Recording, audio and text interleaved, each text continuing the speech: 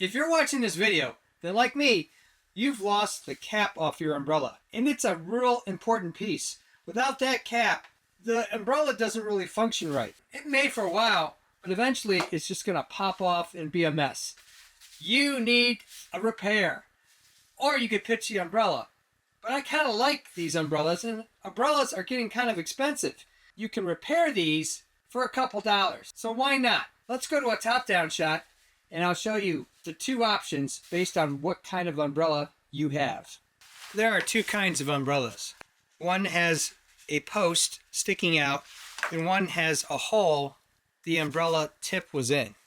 For the post, I found a pretty simple answer. 1/4 inch flash washer, 1/4 inch acorn nut. You can get this at any hardware store for a couple dollars, or I'll post options below. The washer on there. Take the acorn nut.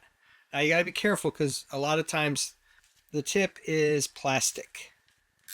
And just a couple little twists, not too much, but it just starts to give.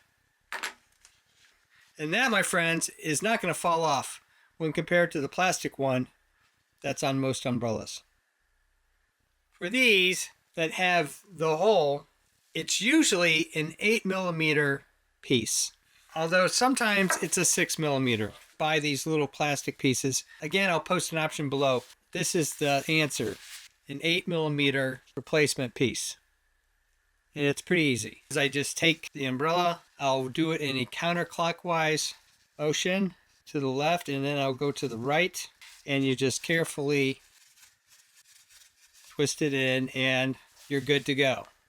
Replacement parts for this cost around $6 or $7, and you get 4 replacements.